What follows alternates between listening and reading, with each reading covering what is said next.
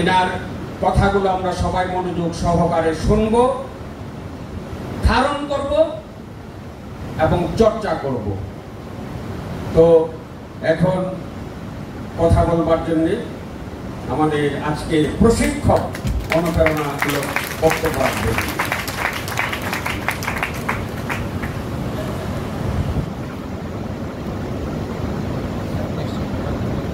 আসসালামু আলাইকুম। আজকে মাননীয় পরিচালনা পর্ষদের সম্মানিত ব্যবস্থাপনা পরিচালক, আরেকজন ব্যবস্থাপনা পরিচালক, কার্যনির্বাহী পরিচালক, তাদের আদেশে যারা চলেন সিনিয়র ম্যানেজমেন্ট, তারপর প্রোডাকশন ফ্লোরে যারা কাজ করছেন এবং কোর ডিপার্টমেন্ট, প্রোডাকশন ডিপার্টমেন্টের কর্মীবৃন্দ, সবাইকে আন্তরিক শুভেচ্ছা জানিয়ে আমি কয়েকটি কথা শেয়ার করব। আসলে পৃথিবীতে কেন কোম্পানির জন্ম হয়? পৃথিবীতে প্রথম ইনকর্পোরেশন অর্থাৎ একটি কোম্পানির জন্ম হয়েছিল, এটা ডাচ ইস্ট ইন্ডিয়া কোম্পানি নামে 1602 শতকে। তো আমরা জানি যে কোনো কোম্পানি দিনের শেষে একমাত্র কাঙ্ক্ষিত বিষয় হচ্ছে জিডি, মানে গ্রস প্রফিট। আপনি কস্ট অফ গুডস সোলস থেকে শুরু করে অ্যাডমিনিস্ট্রেটিভ এক্সপেন্স, সেলিং এক্সপেন্স, যত ধরনের খরচ আছে অ্যাকাউন্টিং এর ভাষায়, এগুলো দেখার পর একটা জায়গায় এসে ফিগারটা মুষ্টিবদ্ধ হয়, সেটা হলো গ্রস প্রফিট। তো এই গ্রস প্রফিটের পরে প্রফিট আফটার ট্যাক্স অর্থাৎ গভর্নমেন্টকে ট্যাক্স পে করার পরে যেই অ্যামাউন্টটা থাকে সেই অ্যামাউন্টটা হচ্ছে মালিক পক্ষের প্রকৃত মূলধন ইনভেস্ট করার পরে অর্জিত মুনাফা। তাহলে অর্জিত মুনাফা থেকে কি কি হয়? কর্মচারী বেতন হয়, প্রভিডেন্ট ফান্ড, গ্র্যাচুইটি এবং এমপ্লয়ি ওয়েলফেয়ার ফান্ড তৈরি হয়। এই বিষয়টা কিভাবে ঘটে? একটা সাইক্লিক আকারে ঘটে। আমি যদি ইন্ডাস্ট্রি নির্বাচনে চিন্তা করি, আমরা যদি একটু দেখি যে লার্জেস্ট ইন্ডাস্ট্রি এবং মানে বৃহৎ শিল্প, মাঝারি শিল্প এবং ছোট শিল্পের মধ্যে পার্থক্যটা, আমরা কথা শুনছিলাম যে ছোট, মাঝারি এবং বৃহৎ শিল্পের এই বিষয়গুলো ইন্ডাস্ট্রি ক্যাটাগরি কিভাবে নির্ধারণ হয়? এটা আসলে ক্যাটাগরি নির্ধারণ হয় তার প্রোডাকশন ক্যাপাসিটি, জনসংখ্যা, কর্মী সংখ্যা এবং তার ন্যাশনাল এক্সচেকার অর্থাৎ গভর্নমেন্টকে কত টাকা ট্যাক্স পে করছে, এই কয়েকটা জিনিস। পৃথিবীর প্রথম কোম্পানি নামটা আমি এই জন্য বললাম যে উদ্যোক্তা কিন্তু যারা আছেন, পরিচালনা পর্ষদে যারা আছেন, তারা একটি বৃহৎ মূলধন কালেকশন করে, সংগ্রহ করে একটা মেমোরান্ডাম অফ আন্ডারস্ট্যান্ডিং করে, যেটা হচ্ছে আমরা বলি মেমোরান্ডাম অফ আন্ডারস্ট্যান্ডিং কর্পোরেটের ভাষায় আর্টিকেলস অফ অ্যাসোসিয়েশন এবং মেমোরেন্ডাম অফ অ্যাসোসিয়েশন, যেটা ভালো বাংলা সংঘ-সারক। তো এই যে অনেকগুলো মানুষ একসাথে, একজন মানুষ একটা কোম্পানির অনেক দায়গিরি করতে পারবে না, একটা কোম্পানির অনেক এক্সপেন্স একসাথে নিজে সামনে নিয়ে যেতে পারবে না, সেজন্য কিন্তু কোম্পানির জন্য। তো এই জন্য পরিচালনা পর্ষদ একটা বড় ধরনের মূলধন সংগ্রহ করে কোম্পানি করে। তো এই কোম্পানি করার উদ্দেশ্য আমি প্রথমে বলে দিয়েছি, যেটা প্রফিট গেইন করা। এই স্ট্রাগলিং পিরিয়ডটা প্রত্যেকটা কোম্পানি প্রথম 1 থেকে 3 বছরের মধ্যে পার করে। আমি বলে দিচ্ছি, 1 থেকে 1000 কর্মী সংখ্যা যদি থাকে, 1 থেকে 1000 কর্মী সংখ্যা যদি হয়, তাহলে সেই ইন্ডাস্ট্রিকে আমরা গার্মেন্ট শিল্প বিচারে বলি হচ্ছে স্মল অর্গানাইজেশন। আর যদি সেটা সংখ্যা 1001 থেকে 5000 পর্যন্ত উন্নীত হয়, তাহলে সেটাকে মিডিয়াম এন্টারপ্রাইজ বলতে পারি, মানে এটা স্ট্যান্ডার্ড বেঞ্চমার্ক। আর 5000 থেকে 1 লাখ পর্যন্ত যদি তারও তদুর্ধ্ব যত সংখ্যা হতে পারে, এটা এই অর্গানাইজেশন বলে আমরা বলি বৃহৎ অর্গানাইজেশন। মাঝারি শিল্পকে বৃহৎ শিল্পে কনভার্ট করতে গেলে কিছু পদ্ধতিগত বিষয় অনুসরণ করতে হয়, আন্তর্জাতিকভাবে স্বীকৃত। সেটা কি? এক হচ্ছে কর্মী সংখ্যা বাড়তে হবে কন্টিনিউয়াসলি, যেটা আমরা শুনলাম যে একটা মেশিনে তিনজন মানুষ কাজ করবে, 2টা মেশিন হলে 6জন মানুষ কাজ করবে, সাইক্লিক আকারে বলতে। উৎপাদনের পরিমাণ ও সক্ষমতা বৃদ্ধি করা, এটা নিয়ে কোনো কথা নাই, আপনারা সবাই প্রোডাকশনের মানুষ, এটা জানেন। প্রযুক্তি ও ইনোভেশন, এখানে দুটো কথা বলা উচিত। আমি মাননীয় ব্যবস্থাপনা পরিচালক স্যারকে বলবো কথাগুলো নোট করার জন্য। মানব সম্পদ বিভাগে যিনি আছেন আপনি একটু নোট করবেন। এক সময় 100 ছিল, তারপর 1000, এখন 2000, তারপর 3000, তারপর 5000, এভাবে বাড়তে থাকবে। এই মানুষগুলোকে কন্ট্রোল করতে গেলে প্রযুক্তিগত হেল্প লাগবে, সহায়তা লাগবে। মাননীয় ব্যবস্থাপনা পরিচালক খুব দ্রুত human resource management ERP, enterprise resource planning, ছোট আকারে আপনি শুরু করেন। মানব সম্পদ বিভাগ যেন স্টাফিং, রিক্রুটমেন্ট, সিলেকশন এবং বেতনের প্রক্রিয়াগুলো একটি সফটওয়্যার দ্বারা নিয়ন্ত্রিত করবে। এখানে ERP খুব ছোট ছোট অ্যামাউন্টের ERP পাওয়া যায়। তখন কি হবে, এই যে একজন প্রোডাক্ট, এখন একটা ফ্লোরে 3000 লোক আছে, একটা ফ্লোরে 2000 লোক আছে, কে কোন জায়গায় কোন সময় অফিসে ঢুকেছে, কে কোন সময় বের হয়েছে, সে কি ডিউটিতে আছে কিনা, তার কোনো গ্রিভান্স প্রসিজারের মধ্যে তাকে ফেলতে হবে কিনা, সবগুলো বিষয় আপনার সাথে স্ক্রিনে দেখতে পাবেন। আপনার প্রোডাকশন হেডের চিন্তাই করতে পারে, ওনার সামনে একটা স্ক্রিন থাকবে। লার্জেস্ট ইন্ডাস্ট্রিগুলো কিন্তু তাই করে। আর অ্যাকাউন্টসের জন্য একটা নোট নেবেন, আপনারা কি টালি সবচেয়ে মানে ইফেক্টিভ এবং স্বল্প মূল্যের সফটওয়্যার হচ্ছে অ্যাকাউন্টিং হচ্ছে টালি। অত্যন্ত দ্রুত সময়ের মধ্যে আপনারা টালি সফটওয়্যার দিয়ে অ্যাকাউন্টিং ডে টু ডে লেজারটা মেনটেন করেন। এখন যে সময় এসছে এটা হচ্ছে এক্সপার্টাইজেশন। ডান চোখে স্পেশালিস্ট কিন্তু বাম চোখে এখানে এখন।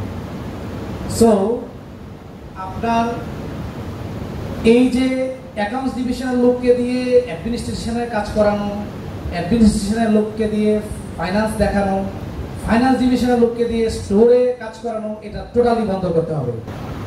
আরেকটা বিষয় হচ্ছে এটার সাথে অডিটের একজনকে দ্রুত নিয়োগ করতে হবে।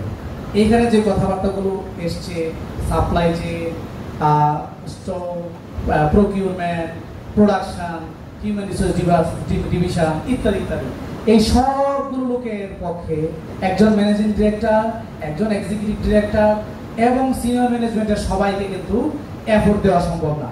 এটা কোয়াইট ইম্পসিবল। ইন্ডাস্ট্রি যখন 10,000-এর উপরে উঠে যাবে কর্মী সংখ্যা, তখন আপনি যেই লোকটাকে অ্যাসাইন করছেন উনিও কিন্তু ফিল করবে, সম্পূর্ণ ব্যর্থ হয়ে যাবে। সুতরাং মেশিন আপনার কাজকে সহজ করবে। সুতরাং এখানে একজনকে দিয়ে দ্রুত একটা ইন্ডিপেন্ডেন্ট অডিট রিপোর্ট তৈরি করেন, যিনি ডাইরেক্টলি আপনাকে রিপোর্ট করবেন। পৃথিবীতে প্রথম কোম্পানির ধারণাটা আমি এই জন্য বললাম, এই ব্রিটিশ কোম্পানি থেকে পরে ইস্ট ইন্ডিয়া কোম্পানি হলো। 1980 সালে গোটা আমেরিকাতে দেখা গেল যে যারা যারা পারিবারিক ব্যবসা শুরু করেছিলেন, বড় ভাই করিম, ছোট ভাই রহিম, XYZ মিলে পরিবারের 5 জন একটা কোম্পানি করেছে। কোম্পানি একসময় অনেক বড় হয়ে গেল, ওনাদের নিজেদের দেখার ক্যাপাসিটি বাইরে চলে গেল। তখন ওনারা চিন্তা করলেন যে তারা এটা কিভাবে চালানো যায়। তখন ওনারা বাইরে থেকে এক্সিকিউটিভ ডিরেক্টরের কথাটা মানে হচ্ছে যিনি ডে টু ডে অ্যাফেয়ার্স দেখবেন এবং বেতনভুক্ত এমপ্লয়ি হবেন, তাকে কেবল এক্সিকিউটিভ ডিরেক্টর বলে। বাংলাদেশের সমস্ত কোম্পানি চলে হচ্ছে 1984 সালের কোম্পানি অ্যাক্ট। এখানে শেয়ার হোল্ডাররা কোম্পানিতে বিনিয়োগ করবে এবং ম্যাক্সিমাম ক্ষেত্রে 99.5% ক্ষেত্রে দেখা যায় মালিক পক্ষ, চেয়ারম্যান এবং এমডি পজিশন শেয়ার হোল্ডার হিসেবে পুরো করে থাকেন।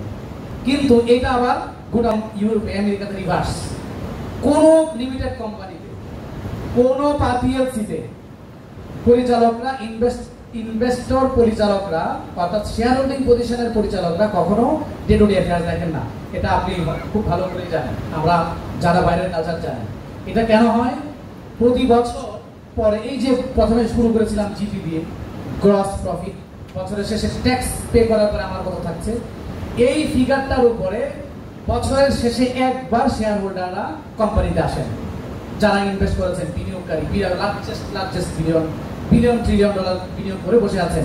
শুধু বছরের শেষে একজনের কাছ থেকে ওনারা রিপোর্ট নেন, CEO, chief executive officer. CEO থেকেই উনি ওই ফিগারটা বুঝে নেন। সিও কাকে দিয়ে চালাবেন, কোন ফাংশনাল হেডকে বকা দিবেন, এইচআর ডিপার্টমেন্ট কিভাবে চলবে, ইট ডাজন্ট ম্যাটার।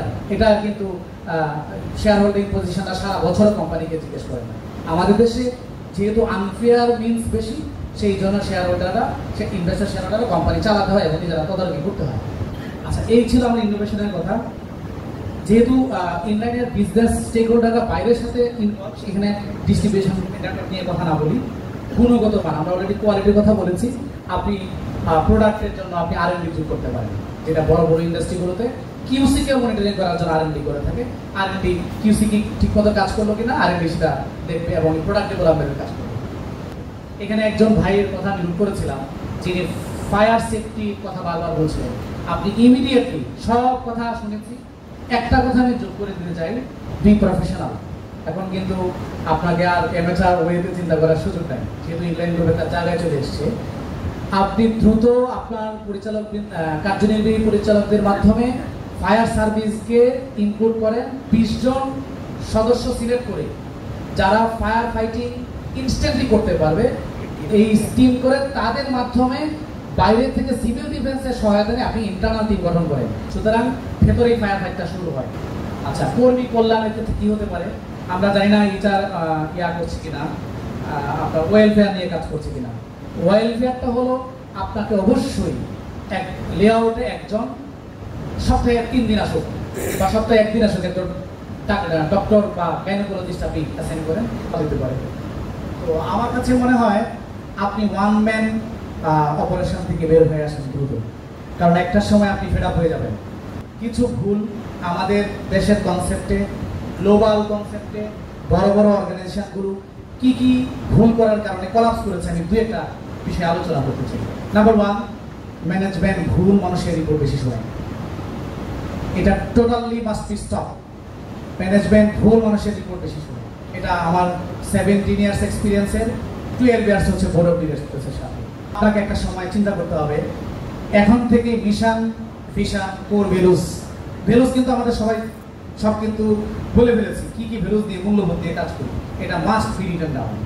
আপনি আজকে এখানে আছেন, 2025-28-এ কোথায় যাবেন, 35-এ কোথায় যাবেন, 40-এ কোথায় যাবেন, that must be written mission, vision, including core values. Management এই ভুল মানুষের রিপোর্ট শোনার কারণে অনেক অর্গানাইজেশন আমার দেশেও কলাপ করেছে, আমি কারণ নাম বলে ক্ষতি করতে চাই না। ম্যানেজমেন্ট সব প্রণীত হয়ে ইন্টারনাল কনফ্লিক্ট তৈরি হয়। এটা আমি শুনছিলাম যে আমাদের ইন্টারনাল কনফ্লিক্টটা একজন ব্যাকবাইটিং করছে, পেছনে কথা বলছে, এই কথাগুলো একজন আরেকজনের কাছে লাগাচ্ছে, অর্গানাইজেশন ক্ষতিগ্রস্ত হচ্ছে, প্রোডাকশন ক্ষতি হচ্ছে। Management sometimes doing itself within the management, within the board of directors.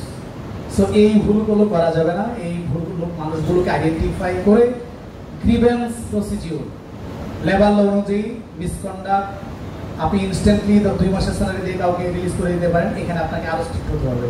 এবং আমার কাছে মনে হয় এই পলিসিগুলো রিটার্ন ডাউন হওয়া উচিত। গ্রিভেন্স প্রসিডিউর অর্থাৎ একজনের অভিযোগ পদ্ধতি কি হবে, মানব সম্পদ পলিসি কি হবে, অডিট ডিপার্টমেন্টের লিখিত পলিসি কি হবে, অ্যাকাউন্টিং পলিসি কি হবে, এই 4-5টা পলিসি অবশ্যই থাকা উচিত, সাথে সেফটি এন্ড সিকিউরিটি পলিসি। 5টা পলিসি আপনাকে চোখ বন্ধ করে ইমপ্লিমেন্টেশনে যেতে হবে, কারণ organization is going large very soon ইনশাআল্লাহ। ওয়ান ম্যান আর্মি কনসেপ্ট দিতে হবে। সুতরাং এক একজন আমি না থাকলেই আমার সেকেন্ড ম্যান কাজ করতে পারবে না। রেসপন্সিবিলিটি ডেলিগেশন, অর্থাৎ যিনি প্রোডাকশনের হেড, উনি ওনার প্রোডাকশনের টিমকে যত smartly first in command, second in command, third in command তৈরি করতে পারবেন, তত ভালো আপনার প্রোডাকশন চলবে। ম্যানেজমেন্ট কখনো কখনো নিজেই তার কন্ট্রাডিক্টরি আচরণের জন্য দায়ী হয়। আমি এমন কোনো কথা বলতে পারবো না যেটা আমি অতীতে রিটেন সিদ্ধান্ত দিয়েছি যেটা আমার আবার রিভার্স করতে হবে। এটা কিন্তু অর্গানাইজেশনের জন্য অত্যন্ত ক্ষতিকর। Please don't do that, must not be done from the board of directors. যেই ডিপার্টমেন্টের না, সেই ডিপার্টমেন্টের ওপিনিয়ন ছাড়া আপনি কোনো অন্য ডিপার্টমেন্টের কাউকে শাসন করতে যাবেন না। যে কোনো বিষয়ে আসুক, আপনি কল করেন, এইচওডিকে জিজ্ঞেস করেন যে XYZ এই কাজ করেছি, এটা তোমার কাছে তুই ডিপার্টমেন্টাল ইস্যু, তুমি তো দেখো। উনি রিপোর্ট করার পরে আপনি এটা উনিতে দেন যে উনি আপনাকে যে রিপোর্টটা করলো অডিট ডিপার্টমেন্ট বের করে নিয়ে আসুক, এটা আপনার এইচওডি এই কাজটা আপনাকে অ্যাপ্রুভালে রিপোর্ট করেছে কিনা। আচ্ছা, এটা একটা গুরুত্বপূর্ণ বিষয়। আর সাকসেশন প্ল্যানিং, কোয়ালিটি ম্যানেজমেন্ট সিস্টেমের জন্ম হয়েছিল এই সিস্টেম ফলো করার কারণে। কিন্তু উনি যখন সিস্টেমে ভুল করবে, ওনার দিক থেকে যখন ভুল ডিসিশন আসবে, কোনো এইচওডি তার কথার অবাধ্য হবে। এটা বাংলাদেশ পার্সপেক্টিভে খুবই common phenomena. So succession planning এর ক্ষেত্রে ফার্স্ট জেনারেশন বিজনেস গড়েছে, সেকেন্ড জেনারেশনে বিজনেস গ্রো করবে। If he or she can grow as a businessman with appropriate manner of the business, তাহলে ওয়ান টাইম রেসপন্স এবং রিয়েল টাইম ফাংশনিং খুব important এই বিষয়গুলোর ক্ষেত্রে। এই জন্য মাননীয় অনারেবল ব্যবস্থাপনা পরিচালকের দৃষ্টি আকর্ষণ করছি, আপনি অবশ্যই পিআর এবং ব্র্যান্ডিং মিডিয়াকে প্রায়োরিটি দিবেন। কারণ ব্যবসা করলেই হবে না। আপনি যে একটা গান লিখলেন বা খুব ভালো কবিতা লিখলেন, আপনার কবিতা আপনি সারা জীবনই পড়লেন, শুনলেন, আবৃত্তি করলেন, লাভ নাই। আপনাকে এটা মার্কেটাইজ করতে হবে, এটা বিপণন লোক দিয়ে মানুষের কাছে পৌঁছাতে হবে, তারপরে আপনি আপনার এন্টারপ্রেনারশিপের অ্যাকচুয়াল ভ্যালুটা পাবেন। That's the good start and শুভকামনা। ভবিষ্যতে এই ধরনের মঞ্চ হলে যদি একদিকে মঞ্চে উঠে আরেক দিক দিয়ে যদি মঞ্চ থেকে কেউ নেমে যায়, পিছনে যদি একটা এলইডি স্ক্রিন থাকে, প্রত্যেক ডিপার্টমেন্টের presentation, power point presentation show করে উনি সবাইকে দেখায়, এবং ওইটা যদি ইনলাইন প্রতিষ্ঠিত হওয়ার দিন হয়, second summit of inline group হয়, এবং সেটা যদি ইনলাইন প্রতিষ্ঠিত হওয়ার দিনে হয়, যেটা আপনি বার্ষিকী পালন করেন, এবং সেই দিন যদি 10 জন লোক প্রমোশন পায় আর 100 জন ওয়ার্কার তার কাজের প্রণোদনা পায়, এটা কিন্তু বিগ ডিল প্রকার হবে। আপনি সেদিকে আসেন। মনে হয় আর কথা না বলি, উত্তরণের উপায় বলছিলাম। উত্তরণের উপরে আমি আবার বলি, ম্যানেজমেন্টের জন্য লিখিত প্রোডাকশনটা, আপনি পরিচালক হবেন, আপনার কোনো লিখিত কন্ট্রাক্ট থাকবে না, এটা হয় না। এখন লিস্টেড কোম্পানির একটা রুলস এন্ড রেগুলেশনস আছে যে রেমুনারেশন এন্ড নমিনেশন কমিটি থাকতে হবে। এটা বোর্ডের direct sub committee. Nomination and remuneration কমিটির চেয়ারম্যান সরাসরি বোর্ডকে রিপোর্ট করতে হয়। আর হেড অফ হিউম্যান রিসোর্স এই বছরের শেষে কোন কোন পরিচালক যোগদান করার পর 1 বছর পর কোম্পানিতে কি নিউমারিক্যাল গ্রোথ হলো, সেই গ্রোথগুলো কাউন্টিং করে ম্যানেজমেন্টের কাছে একটা প্রস্তাবনা দেয়। সেই প্রস্তাবনা বলা থাকে যে আমার এই পরিচালক এই কারণে আমার অর্গানাইজেশনের জন্য এফেক্টিভ। সুতরাং আপনি ম্যানেজিং ডিরেক্টর, আপনি এক্সিকিউটিভ ডিরেক্টর, আপনি মনে করছেন যে আপনি সব জানেন, সব বুঝেন, don't do that, please don't do that. Your organization will be stopped at a certain level, because সারা পৃথিবীতে এখন পরিচালকদের ট্রেনিং ব্যবস্থা করা হয়। ইউকে, লন্ডন, অস্ট্রেলিয়া 15 দিন 7 দিন পরিচালকদেরকে যেতে হয়, বিশ্ব গ্লোবাল সেমিনার হয়, ওয়ার্ক স্টেশন হয়। কেন? পরিচালকরা পরিচালনা করতে যে কি ভুল করে থাকে এটা রিকগনাইজ করার জন্য। আমি একটু কোরআনে যাই, সূরা কাহফে মুসা আলাইহিস সালাম, আপনারা জানেন মুসা আল্লাহর কাছে আল্লাহর সাথে খুব বিতর্ক করতেন। তো মুসাকে বলছে, আল্লাহ আমি তো খুব জ্ঞানী না। না, আল্লাহ উত্তর দিচ্ছেন, না তুমি তো সবচেয়ে জ্ঞানী না, তোমার থেকেও জ্ঞানী ব্যক্তি পড়ে রয়েছে 3 নদীর মোহনা। তুমি অভাবে জিজ্ঞেস করে কে? খিজির আলাইহিস সালাম। তুমি যাও 3 নদীর মোহনা যায়, দেখো খিজির নামে একজন বসে আছে। তুমি গেলেন খিজিরের কাছে, তো খিজির আলাইহিস সালাম বললেন যে তুমি আমার কাছে আসছো কেন? তুমি তো আমার ছাত্র হওয়ার যোগ্যতা রাখো। আমি তো ভাবতাম পৃথিবীতে আমি সবচেয়ে জ্ঞান, সব জানি না। তোমার থেকে আল্লাহ ঠিকই বলছেন, তোমার থেকে আমি অনেক বেশি জানি, এবং তোমার প্রথম ফেলিউর হলো তোমার কোনো ধৈর্য নাই। ব্যবসাতে অ্যাকাউন্টিং এর ভাষায় কন্টিনিউয়াস গোয়িং কনসার্ন নামে একটা টার্মিনোলজি ইউজ করতে হয়। প্রতিটা অ্যাকাউন্টস লিমিটেড কোম্পানি থাকে, আপনার এক কোম্পানিতেও আছে। এই গোয়িং কনসার্ন অবিরত বিরামহীনভাবে কোম্পানি চলতে থাকে। এই কোম্পানি বিরামহীনভাবে তখনই চলতে থাকবে যখন আপনার accounts, finance, tax, VAT, supply chain, procurement সবগুলো ডিপার্টমেন্টের হেড আপনাকে রিপোর্ট করবেন। আপনি দিনের শেষে বোর্ডকে রিপোর্ট করবেন। ব্যবস্থাপনা পরিচালক হিসেবে বোর্ড দিনের শেষে, বছরের শেষে প্রফিট পাবে। সেই প্রফিটের অংশ আপনার ওয়ার্কার পাবে। 50,000 লোকের কর্মসংস্থান করে তখন এটা স্টক মার্কেট এক্সচেঞ্জে লিস্টেড হবে। আপনার একটা ইন্ডিপেন্ডেন্ট পরিচালক আসবে যার উপর আপনার কোনো কন্ট্রোল থাকবে না। তখন আপনি রিয়েলাইজ করবেন অডিট, অ্যাকাউন্ট, ফাইন্যান্স, এইচআর এগুলো সবাই ইন্ডিপেন্ডেন্ট হওয়া দরকার ছিল।